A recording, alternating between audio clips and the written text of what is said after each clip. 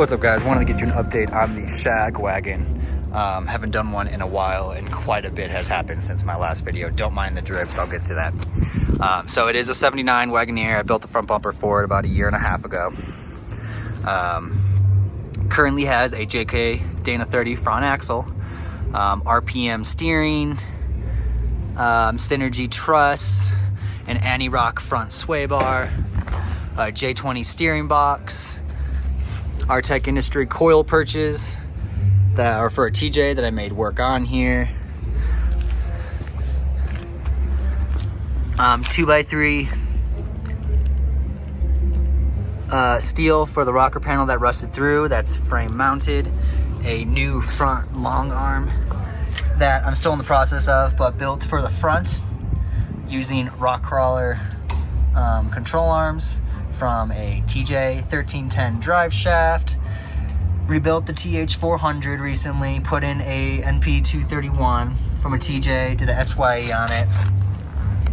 Rear axle is a JK Rubicon. Rear axle, E-locker, same concept, using some miscellaneous brackets. Those are actually rock crawler long arm brackets with some Synergy arms. The upper is custom arms that I had made from rock crawler. I boxed in the frame that goes right there for the actual mounts. Runs to it.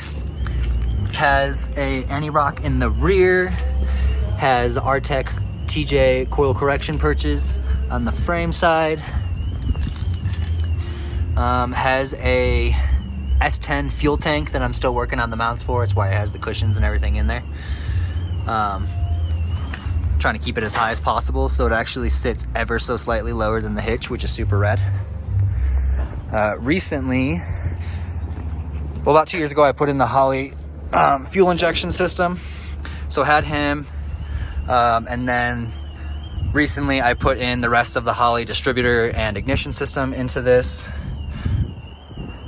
The 5.7 has like 130,000 miles and is still original and hasn't really been touched much, and it has some leaks, but I'll figure that out when I get there.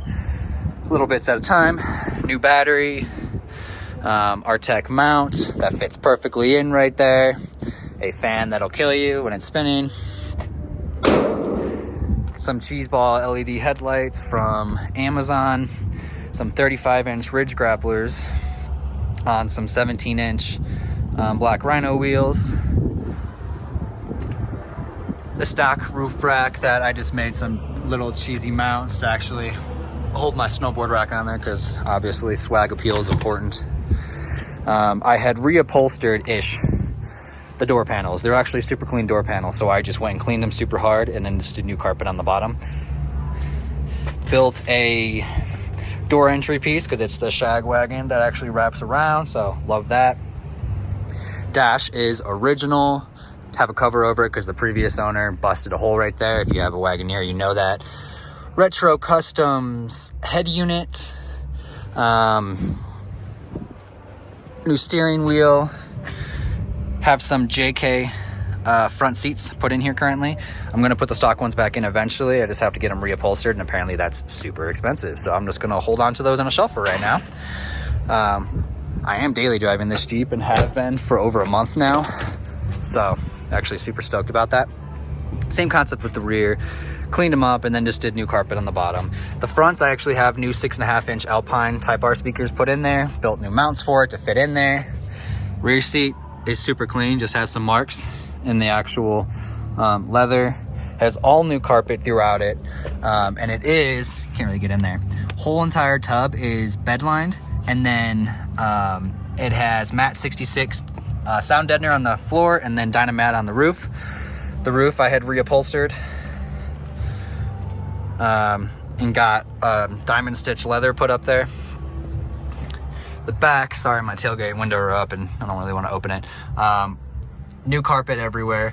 The quarter panels that are actually back here are made out of steel that I cut and put on there, so they're not just that MDF fiberglass or fiber board wood anymore. Now it's actually steel. Put in 6x9 speakers, an Alpine amp, all new carpet, like I said. Has a 10-inch Alpine sub back here.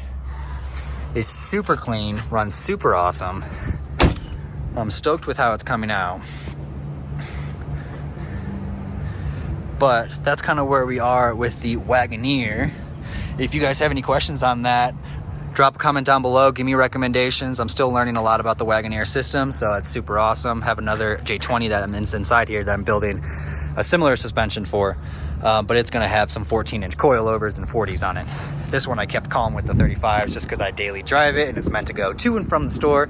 And once my kid's old enough, hopefully maybe his car. That would be a horrid thing to do to him.